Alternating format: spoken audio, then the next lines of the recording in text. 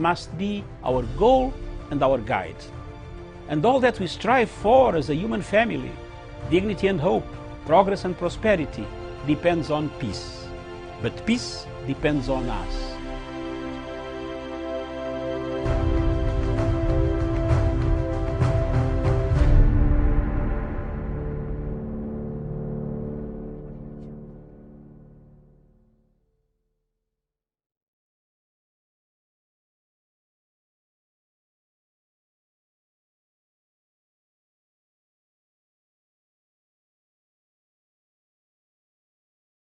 Morning wherever you are. This is 20th of October 2021. This is Punchline Africa TV.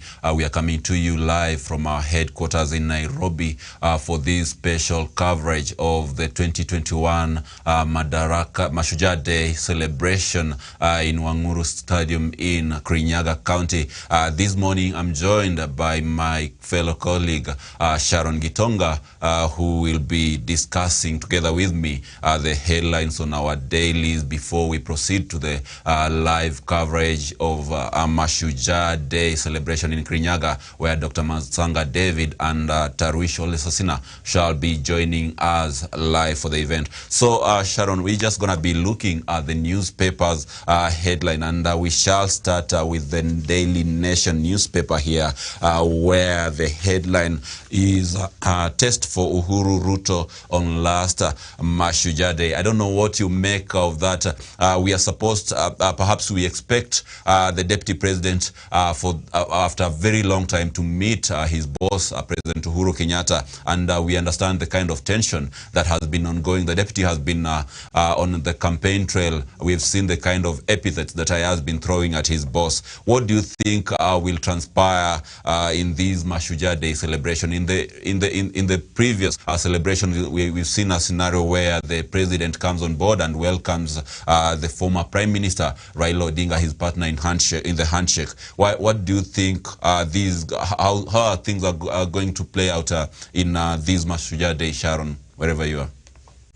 Thank you very much, Daniel Osonga, and a very good morning to you from the headquarters and to all our viewers watching us across the continent. First, I'd love to start by wishing you a happy Mashujaa Day, and to all our viewers watching us from wherever, from every part of the continent. And you realize that, it's quite a significant day, because it being on the 20th October, the Mashujaa Day is being celebrated in the county, in County 020 in 2021. So I think it's quite significant when I look at how I don't know if it's just a coincidence, but just to reiterate to your question, I think the media has taken this so much, and from where I sit, I don't really think there's going to be so much rivalries. But from where I sit, I am looking at historical recollections being a part of the order of the day. I do not expect hits at each other, given that this is not a political rally. And then I remember we have the chief guest, who is the Malawian president, and I recall everyone, when you were growing up, you used to be told, when visitors are around, please, you have to behave. So I think for any political difference is not really going to, if there's any political difference, it's not going to really sound so quite alarming. But I expect some calmness and an extreme cordiality. Even if there are going to be bumps, then I think they are going to be subtle. Thank you. Oh, all right. And maybe perhaps you've talked about celebrating our heroes and heroines, and we've seen previously Kenyans trying to highlight people who have been featured in sports, in innovation, and all the other people who were in the liberation of for this country, both for independence and the second liberation, people who fought for a better Kenya. Maybe do you have in mind anyone you would really want to celebrate this day, and what is your message to Kenyans out there as they anticipate this Mashujaa Day? Thank you very much. And indeed, when we talk about Mashujaas, these are, unsung heroes. And I would not want to, shelve out our Mau Mau fighters who really, fought hard to ensure that we have the freedom that we are enjoying right now. And it's also quite a coincidence that, this event is being held in Kirinyaga, where this is quite their home. And I remember, I think 2 days ago, the former Prime Minister Raila Odinga visited, I think the wife to Dedan Kimathi, and one of his pleas was that he would give them land. And I think I would want to hear the president talking about that, giving us a way forward to not just Dedan Kimathi, but all the people talking about Achieng' Oneko, all those leaders who really fought hard to ensure that you have the freedom that you are enjoying today. Okay, fantastic. And of course, we have been having discussions about the curfew being lifted. And I remember President Uhuru Kenyatta, after inspecting the construction of the ongoing Thiba Dam, that is, I believe, in Nyeri County, he hinted that he's gonna lift the dusk to dawn curfew in a few days to come. And many Kenyans, of course, have been having an anticipation that perhaps this is gonna happen during the Mashujaa Day speech by the president. I don't know, what is your take on that? Thank you. I actually forgot to highlight that, when it comes to the things that I am hoping, and I really hope that the president is going to highlight, these are, the issue of curfew being number one. But aside from curfew, I would love to look at, the elephant in the room, which is the state of the economy as we speak. We have had, the cost of living is very high. When you look at the fuel prices, I know they were decreased, but you cannot... They were increased by 7 and then they were decreased by 5. I mean, there's so much that needs to be done. So apart from the state of the economy, I'm sure he's going to touch base on the progress of the Big Four agenda. You've seen we have infrastructure all over. Including even in Kirinyaga, you have seen so much when it comes to affordable housing, so many houses. He's been launching so many houses, and not just houses, facilities that are state of the art and very affordable. When you talk about universal healthcare, we've seen the many hospitals that he's been launching, even in places that you would least expected, places that, like in Mathare, in slums. I mean, there's so much that he would talk about. And of course, as he also talks about the progress of the Big Four agenda. Then on the issue of the curfew, I am also holding my breath because I am hoping he's going to, open up the economy, because you see so many people are really suffering from, since COVID era, and it will just be of essence, or it will go a long way if he just opens up the economy. And given that you've seen the issue of political rallies and, incoming leaders are just holding political rallies everywhere. So I mean, it's only good of good to everyone else if he just opens up, lifts up the curfew. Yes, thank you, Sharon Gitonga. And of course, you have highlighted a very, very fundamental aspect of President Uhuru Kenyatta's legacy. And I remember yesterday, just flipping over through the social media, there was a talk that the Kirinyaga County has become like a construction site. And that is in regards to the ongoing robust infrastructural development projects happening in there. For just give a heads up to our viewers who are watching this. And maybe, Sharon, in regards to the COVID situation, of course, I believe most Kenyans have been yearning for the day when the president will be able to lift this curfew. But when you look in terms of numbers, we only have 4 million Kenyans out of 50 million Kenyans who have been vaccinated so far. And we've seen everywhere, we have been having a very, very robust and rapid rollout for the vaccine. Do you feel that we are at a stage where we should actually lift the curfew, owing to the fact that also we are more likely to head into very, very intense political campaigns where people will be mingling in crowds and all that? Thank you very much, Daniel. I honestly, from where I sit, I don't think we are at that stage where the where we know you can just open up the economy owing to, what has been happening. But now when you look at how rallies are being conducted, honestly, and there's no action that is being taken against them. I mean, we are actually just digging our own holes, because what happens, these leaders are actually vaccinated, but the people that are rallying in crowds in millions, thousands and millions of people don't really care. But now, unless an action is taken up against the political rallies, but from my seat, I don't think anything has happened. You look at what everyone from the deputy president has been doing in Mombasa County, the Raila Odinga also in Meru County. So as long as there's no action that is being taken against that, then I think it's only fair that we just open up the economy.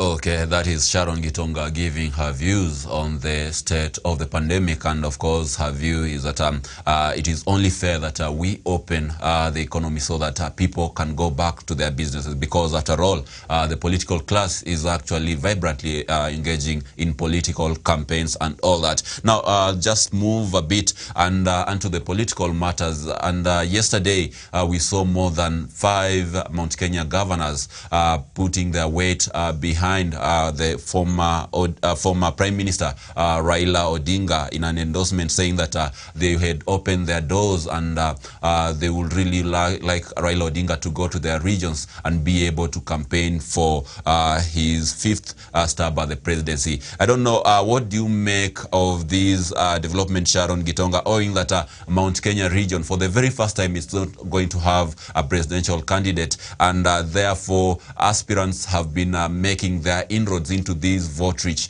region, including the Deputy President Musalia Mudavadi, Kalonzo Musyoka, and even Machakos Governor Dr. Alfred Mutua. So these Mount Kenya more than 5 governors, so to say, from Mount Kenya endorsing Raila Odinga. Do you think it will add some weight on his bid, or do you think maybe the best chance is by these candidates going directly to Mwananchi, as the Deputy President always says it?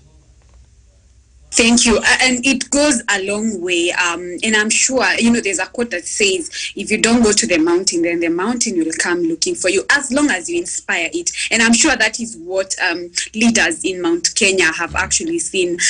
The former Prime Minister has quite, inspired. And when I look at what transpired yesterday, and I think it's a trend that, the former Prime Minister has, and could be, one of the things that has really won the heart of many Kenyans. You find that when you go to a certain place, he actually addresses the issues that are actually facing the people of that region. When he went to, I think it was in Tigania, that is in where I come from, in the leeward side of Mount Kenya, he talked about the issue of Miraa, how he's going to ensure he actually opens up more market to for the farmers, which is people want economic solutions to the economic problems. So I think in sense it will really go a long way, and once he has support from the government, these are the people who are going to, even reach out to his manifesto more in the grassroots. So for me, I think it's quite a good thing, considering he's also doing he's also one of the leaders that has actually been able to practice mature politics. Mm-hmm. And of course, we saw yesterday also another development within that particular precinct, and that is the handshake, the infamous handshake of the arch rivals in Meru County, the Mount Kenya East top guns, that is Peter Munya and Kiraitu Murungi. Owing to the fact that even in 2017 we had such kind of rivalry, and actually from the President Uhuru Kenyatta's strategies then, it is something that actually threatened his re-election by maybe cutting off some part of votes from Mount Kenya East because of this rivalry between Peter Munya and Kiraitu Murungi. And yesterday we saw them shake hands before the former Prime Minister Raila Odinga in Tharaka Nithi. Do you think this is gonna seal the Mount Kenya East region, owing to the fact that Governor Wambora, Governor Njuki are also behind Raila Odinga, and the only warring factions were between Munya, those who were supporting CS Peter Munya, and Governor Kiraitu Murungi? Do you think now that this has happened, Mount Kenya East will be locked to support Raila Odinga? Or do you think maybe someone from the other side of the political divide, that is the UDA, is going to come up and maybe take away a chunk of the votes, regardless of the fact that these two former rivals have come together? Thank you. And indeed, for me, the handshake was quite significant. When you look at from how things are unfolding. And for me, from where I sit, I think the handshake was quite significant. And now it's clear that, all roads lead to, the former Prime Minister is actually, if I can say, his manifesto is what is going to deliver the ultimate victory of the people of Kenya. When we have such loopholes sealed, Mount Kenya East is, guaranteed. Coming from Tharaka Nithi County, which is a stronghold county, everyone is speaking one language. So when we see such handshakes, I am quite convinced that nothing else but what I've just said. Oh, okay. Thank you so much, Sharon Gitonga. And of course, we're going to be changing gears and looking on matters national politics. And just like the Nation newspaper, The Standard is also talking about all eyes on Uhuru, Ruto and Raila today. And the subheading there is that it will be the first time President Uhuru Kenyatta will be sharing a podium with his deputy and the ODM leader in his backyard, just days after the DP accused the two of betraying him despite helping them ascend to power. And this has been the talk of town in the recent past, Sharon. In Mombasa and many other places, the deputy president has always asked his supporters of how he supported Raila Odinga in 2007, and he mentioned that perhaps he was at the verge of even being taken to The Hague. And also he has talked about supporting President Uhuru Kenyatta twice, in 2013, in 2017, and he sensationally mentioned about even after the Supreme Court annulled their presidential election, he was by the president's side. Do you think these forms a basis by which the deputy president should maybe ask for support from his former ally, rather, to support his 2022 presidential bid? And also the fact that he has been throwing epithets at his boss in rallies, and recently in what is seemed as an attack to his boss, President Uhuru Kenyatta, he called him Tapeli. What do you make of this? Is it not going to be bringing tensions in this particular event today?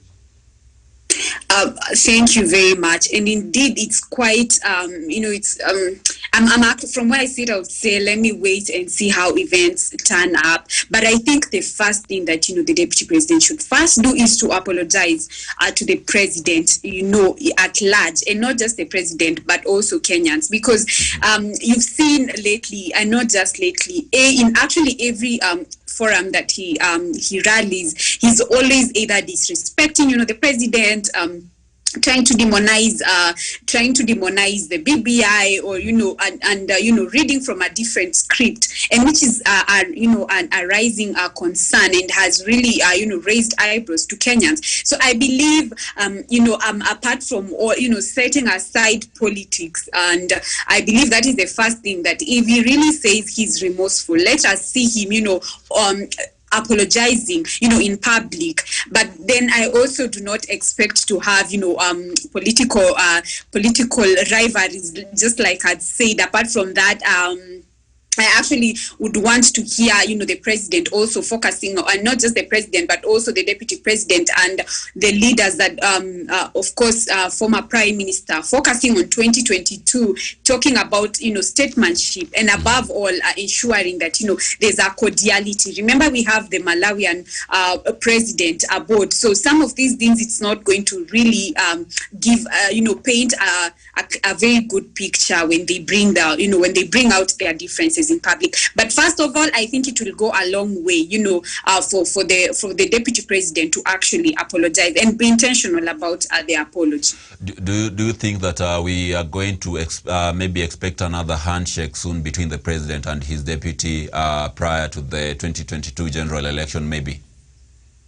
Well, I think that's quite that's quite a bit tricky. I don't know, but if it has to be for us to move,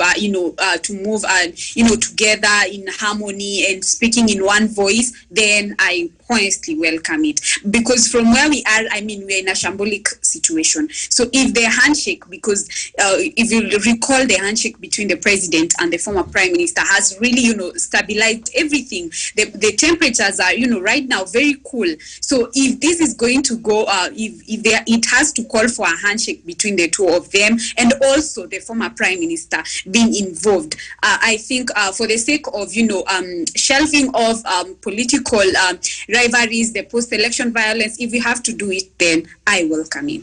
Okay, thank you so much, Sharon Gitonga. And of course, we'll be moving to another topic related to that. And in the recent past, when President Uhuru Kenyatta, actually recently when he was launching a hospital in Kibra, he went close to endorsing the former Prime Minister Raila Odinga. And in this particular rally, the former Prime Minister was also there. And we saw that also play recently when he went to the State Lodge in Nyeri. We saw him also coming close while addressing people at Thibadam. He went close to also endorsing the Prime Minister, where he asked the people if they had seen the visitor he had sent through the mountain. And of course, today being the last national event that the president is going to grace, do you feel maybe he's going to have such kind of talk where he will maybe give his people maybe this a sense of direction of where they need to go as a community? Or do you think maybe he'll just play to the gallery and maybe do whatever is expected of him to do on Mashujaa Day? This is the last maybe national function, perhaps last Mashujaa Day that he's going to be having. Of course, we have Jamhuri Day coming late in December, but at the height of this political heat, do you think he's going to maybe slide away from the bureaucratic way of doing things and maybe talk about his succession politics and all that?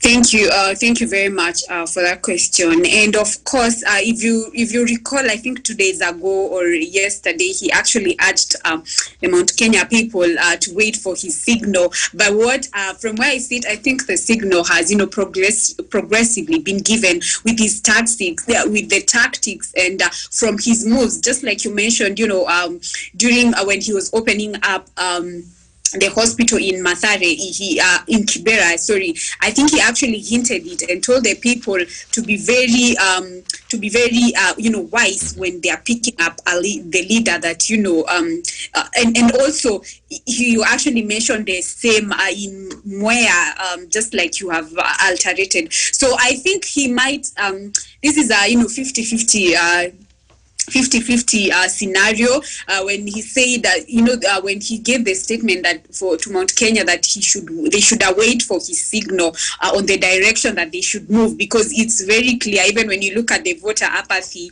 in Mount Kenya, it's quite, Mount Kenya has hit a stumbling block. They are doing very poorly. They're actually one of the counties that are really doing very poorly, and probably maybe when he gives out his signal, this will go a long way. But at the end of the day, the people have to decide. But from where I think it's a 50-50 situation, he might actually give the signal that he said. And, you don't need to be told. I'm sure when he gives it out, the cat will not be out of the bag, because if you've been clearly paying attention, he's definitely going to endorse the former prime minister. But also trying to understand how this is going to turn out in such an event where the deputy president is also going to be around.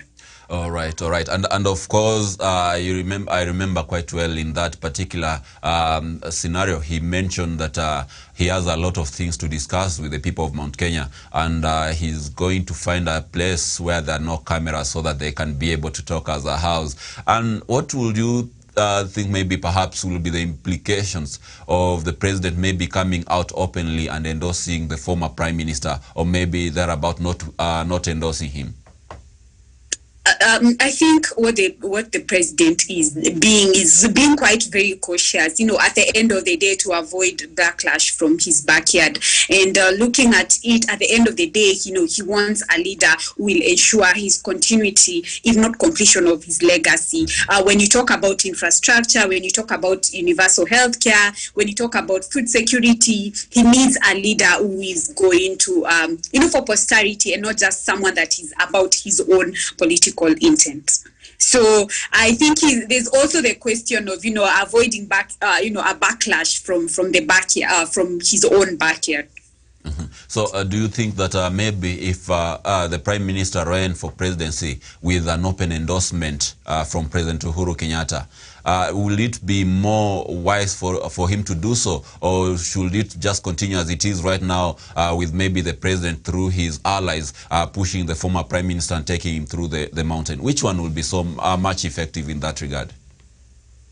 Remember, the president is actually not under any pressure to name his successor. He can actually, choose to keep it to himself and let the people decide. Because at the end of the day, he doesn't have anything to lose. He's not, vying for any seat. He's, but he has his own preferred candidate. So, and then at the end of the day, even if he gets the endorsement, people have to be the determinant. But when you look at the, the political temperatures right now, you can tell where the people are, where the voice is coming from. And I was looking at a poll, I think on Sunday, that was saying that currently, if the elections were to be held today, that the deputy president is at 57%. And I thought that is nothing to celebrate yet, because I remember at some point it was actually at 90%. So seeing that, such huge dropout, it's quite, it should actually be quite worrying. So you can tell, and owing to the fact that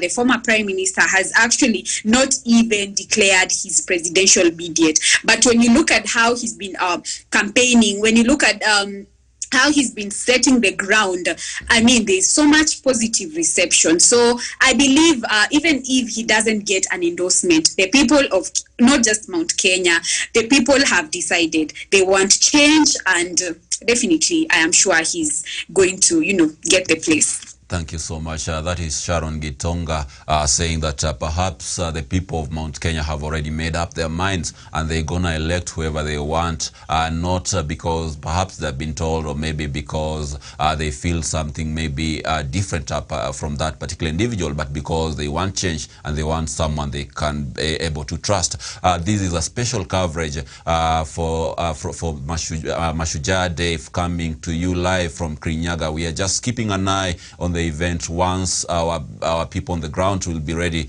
we shall be taking you for a live coverage on the events that will be happening there. So we shall be moving once again, and we shall be looking at the Star newspaper. And on the top of the Star newspaper headlines there is the TSP, the Service Party boss Mwangi Kiunjuri is on the warpath with DP Ruto. And Sharon, regarding the Service Party leader Mwangi Kiunjuri, I saw the other day on the newspaper also he seems to have taken a big U-turn, and he's now talking about if a leader has to come and ask for Mount Kenya votes, or maybe ask the leadership of Mount Kenya to back them up, then they have to guarantee the people of the mountain that there's going to be a referendum within the first 100 days. And I will ask, is indeed this what was in the BBI report, that actually Mwangi Kiunjuri, Moses Kuria, Martha Karua, and many other Mount Kenya leaders were opposed to? Thank you very much. And, from where I sit, I also find the same people that actually rejected BBI are actually trying to bring it out in one way or another. So for me, I think Mwangi Kiunjuri is just being quite ridiculous, because these are the people that actually rejected BBI. But if you actually look at what the deputy president is actually doing in most of his sentiments, he is actually a copy and paste of what the BBI had. So I think this is quite ridiculous. Yes, and of course, ridiculous, you say. And of course, Kiunjuri has said that the party will support a presidential candidate who will take care of Mount Kenya interests. But when you look at it just beneath the veneer of it all, you realize that this party, perhaps, which started associating itself with William Samoei Ruto, the deputy president, and at some point, it went ahead to say that perhaps the deputy president was its candidate. Then it really beats logic if he comes on board again to say now they are looking for a presidential candidate who will take care of Mount Kenya interests. It takes me back to reflect on also the Chama cha Kazi party leader Moses Kuria, who has before supported the deputy president William Ruto, but at the same time he talks about negotiating for the people of the mountain. Is it not an irony that these people are already supporting a particular candidate? We already know wherever their allegiance lies, but still they talk about negotiations and all that. Is it not an irony, Sharon? Yeah, I definitely agree with you. It's an irony. And I think the biggest problem that is facing Mount Kenya is for them being in a political dilemma. I think for the first time ever since independence, not knowing who they are going to, to contest. You saw the other day, the kind of demands that they were asking from. I mean, it's high time, in as much as, we all need a leader, as I think it's quite of impact if we shelve off these tribal politics and identity politics. So I think the biggest problem that Mount Kenya leaders have from the likes of Moses Kuria is that political dilemma. But as it's said, a day in politics is quite an eternity. So I'm also keeping a tab closely to see what transpires within as time goes by. All right, fantastic. That is Sharon Gitonga. And of course, Sharon, we have been having a discussion about perhaps this for the longest time. And we've seen politicians coming up with various economic models. And the other day, during the Mount Kenya Foundation meeting in Safari Park, the Mount Kenya Foundation meeting 1 and 2, they both insisted that the Mount Kenya people are people who are maybe perhaps aligned to industry are not supposed to push the wheelbarrow. But we've seen the Deputy President William Ruto has come about with the wheelbarrow economics, the bottom-up approach, if I will call it so. We have seen Musalia Mudavadi talking about uchumi bora, pesa mfukoni, and of course talking about giving the economy incentives to grow in itself. We've seen Raila Odinga also talking about trickle-down economics, and every Sunday he has always given out a topic on his social media platform where people have discussed it quite intensely on how he's going to be tackling issues of youth unemployment, issues of maybe industrialization in the rural economies, and all that kind of manner of things. And also we've seen other leaders also vaguely talk about the economy. Do you think maybe perhaps there's an economic model of all these politicians, or maybe specific politicians whose agenda really aligns with your line of thought? And maybe how best can it be made maybe quite attractive to the electorate? Thank you very much. And, it's quite early to also, draw conclusions to which economic module is going to be of interest to the people. But first of all, when I look at people like Gideon Kalonzo and the likes of Kina Musalia, first of all, they will end up forming a coalition, and most likely it's going to be in the former prime minister's camp, because I actually looked at the meeting that they were in Safari Park, and I wondered, what is exactly are these people selling? Because they were actually speaking, if you paid attention, you'd actually hear they were actually speaking as we, not not as an individual. Actually, Gideon had the audacity to just say that he's actually the youngest and most energetic. And then I had, Kalonzo saying that he's the people that convinced Kibaki to appoint Uhuru as the deputy, prime minister. And then you wonder, why can't you just, be direct on what manifesto that you have? So for me, from where I sit, all these, parties are going to, end up forming a coalition. And as long as they're having discussions, I mean, at the end of the day. So for me, from where I sit, I think the only module that is quite giving solutions to what we are facing, and not the usual thing of jobs and I will provide jobs and etc. When I look at this, I would love to talk about the module of Azimio la Umoja that is by the former Prime Minister, because and aside from Azimio la Umoja, you've seen what he's been the things that he's been doing everywhere that I mentioned earlier. Like every county that he goes to, he's actually aligns himself with what problem is facing that county, and he's able to tell them, he's able to tackle a solution to the problem. So I think that in itself will go a long way. When I look at when he talks about the other issue of social welfare, these again will go a long way to ensure that these households, or rather the people who are extremely poor, have something to sustain them. So for me, from where I sit, I think his the former Prime Minister's module is what somehow to a larger extent is what seems quite convincing to me, and it's quite actually practical. Yeah.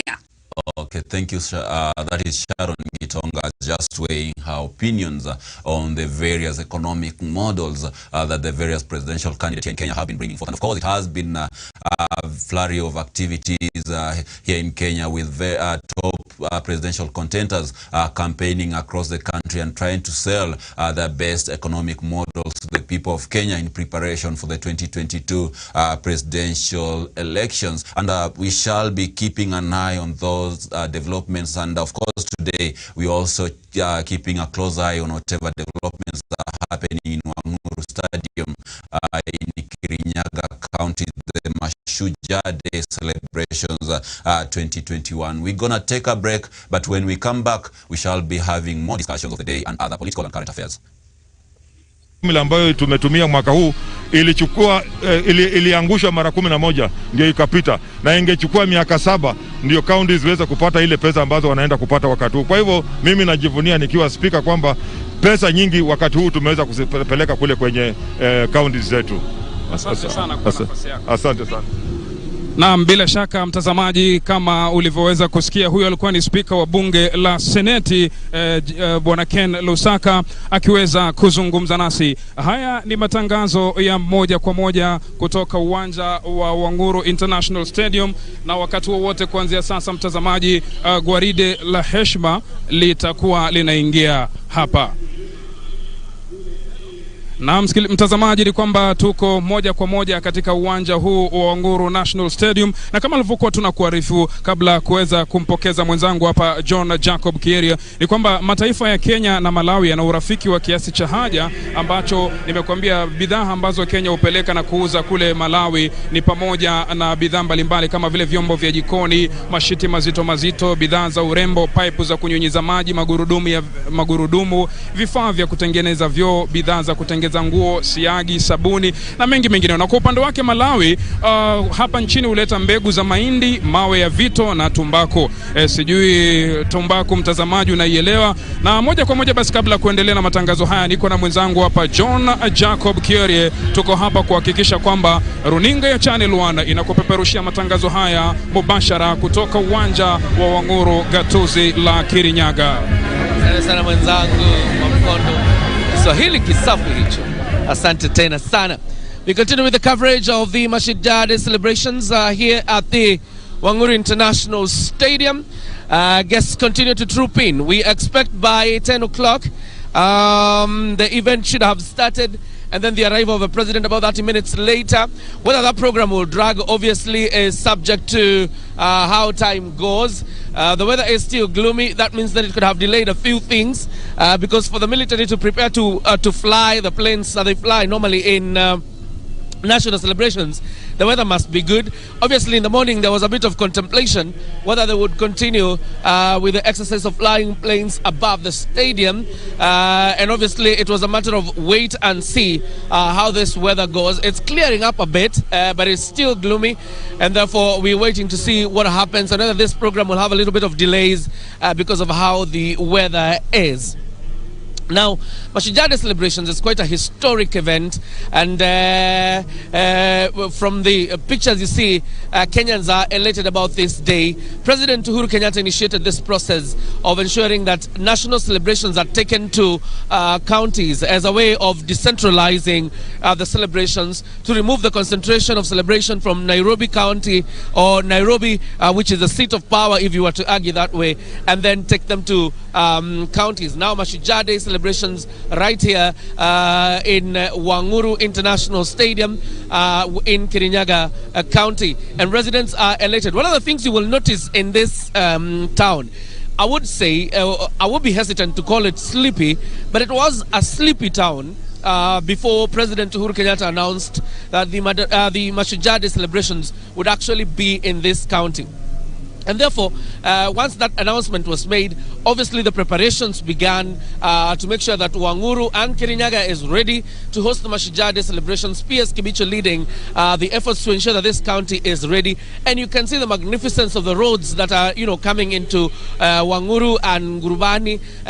When you see the magnificence of course, a testament that the announcement by President Uhuru Kenyatta that Mashujaa Day celebrations will be held here was quite something you would say that woke up this sleepy town that is called Wanguru or Gurubani, if you like it. We continue waiting for the arrival of guests that are coming into the celebrations. President Uhuru Kenyatta will lead the nation. And in the order of entry, obviously, like I told you, Speaker J.B. Muturi is here. The Speaker of the Senate, Ken Lusaka, is also here. The Chief Justice, Martha Koome, is here. Those are, the leaders of the other two arms of government.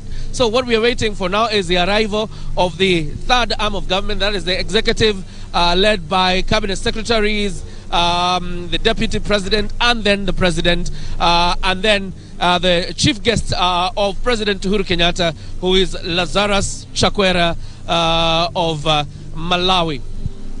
So we're going to hand you to Timothy Kipnusu, who is on another corner of this stadium, to update you on what is happening on his end. I'm seated close to the dais, so I'll be seeing who comes in, and I will be telling you who is not in. Obviously, the former Prime Minister Raila Odinga has been campaigning in Meru and Embu with his Azimio La Umoja campaign. So you expect him here on that dais, as well as the other One Kenya Alliance leaders, Deputy President William Ruto, the serious contenders in the presidential election coming in the 2022 general election, and any other national leaders will be notifying you who is in. For now, Kipnusu. Moja hapa kutoka katika uwanja wa kimataifa wa Wanguru, gatuzi la Kirinyaga, gatuzi namba 20 ndio imeandaa 20 hii. Sawa?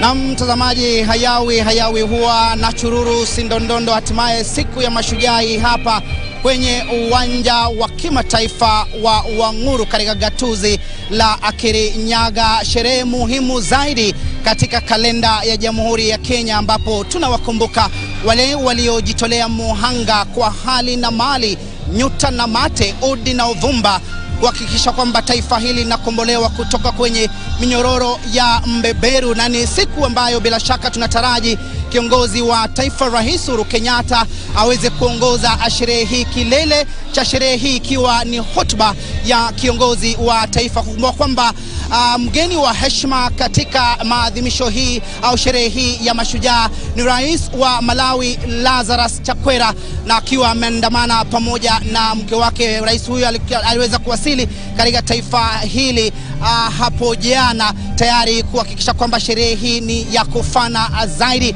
Na baadhi tu ya viongozi wa kuu serikalini kama vile Spika wa bunge la Seneti Kenneth Makelo Lusaka, Spika wa bunge la kitaifa Justin Muturi wameweza kufika hapa katika sherehe hii muhimu zaidi katika uwanja wa kimataifa wa Wanguru. Ni uwanja wa hadhi ya kimataifa na ni uwanja ambao unaweza kumudu watu wapatao 10,000, lakini kutokana na mikakati ya kupambana na janga la COVID-19 serikali imeweza kuhakikisha kwamba ni watu 3,000 tu pekee ambao wanaufika hapa na kuhudhuria maadhimisho haya ya sherehe ya Mashujaa. Na bila shaka tunapozungumzia Mashujaa, mtazamaji, taswira inayotujia ni wale taifa hili kama vile mwanzilishi wa taifa hili hayati Mzee Jomo Kenyatta, Kungu Karumba, Bildad Kakigia, Ochieng Oneko, Fred Kubai, Paul Ngei ambao ni maarufu zaidi katika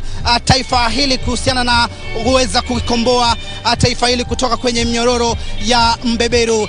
Maudhui katika sherehe hizi ni inji yangu, jukumu langu. Mimi ni Mkenya ambaye inadhihirisha kwamba ni lazima tuweze kujivunia sisi kama Wakenya, tukuze demokrasia ya taifa hili tunapoishi katika taifa hili. Na vile vile ni muhimu zaidi kufahamu kwamba Rais Uhuru Kenyatta ameweza kuhakikisha kwamba sherehe hizi zinakuja mashinani ili kuwapa fursa wale wakaaji kutoka gatuzi mbalimbali au magatuzi mbalimbali kuweza kutagusana na viongozi wakuu serikalini. Kumbuka kwamba sherehe hizi zimekuwa zikifanyika katika jiji la Nairobi, katika uga wa Nyayo au pengine katika bustani ya Uhuru, lakini Rais Uhuru Kenyatta alihakikisha kwamba sherehe hizi zinakuja mashinani. Kumbuka kwamba mwaka jana sherehe hizi zilifanyika katika gatuzi la Kisii, mwaka 2019 katika gatuzi la Kakamega, 2018 kwenye gatuzi la Mombasa. Vile vile ni muhimu uweze kufahamu mtazamaji, hii ni maadhimisho au sherehe ya mwisho chini ya utawala wa Rais Uhuru Kenyatta. Kwa hivyo tunataraji kwamba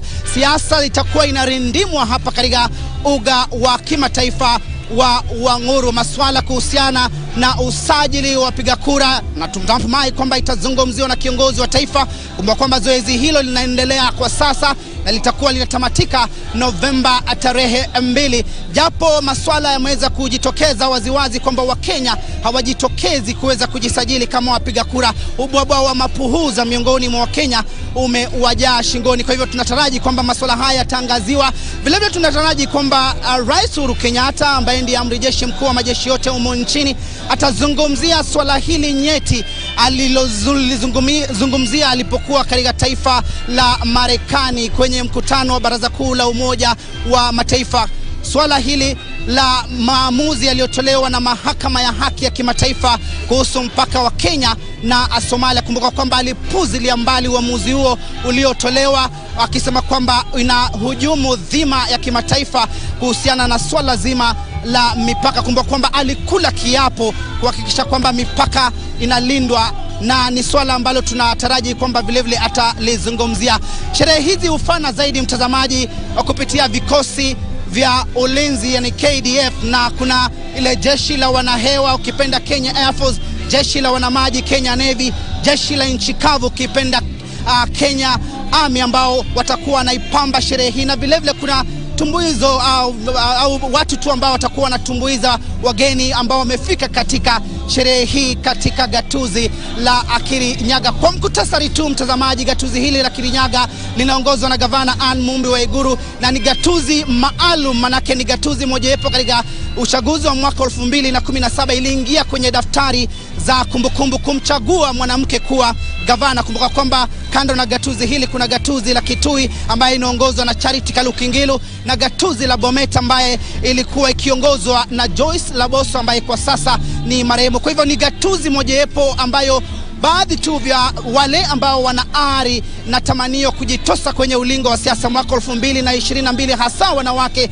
ni gatuzi la kupigiwa mfano na kuwapa motisha kwamba mwanamke vile vile anaweza kupewa uongozi wa kuongoza taifa hili, iwe katika nafasi ya wadhifa wa ugavana, wadhifa wa ubunge, wadhifa wa mwanamke, pengine wadhifa vile vile wakilishi wadi. Na kwa hivyo ni swala nzuri ambalo vile vile linatupatia uwalishi kwamba ni vizuri kuwapa viongozi wanawake nafasi kuongoza taifa hili. Kumbuka kwamba swala hili la jinsia limekuwa likizungumziwa katika mabunge yote ya taifa hili, mabunge la Seneti na bunge la kitaifa, na ni swala nyeti.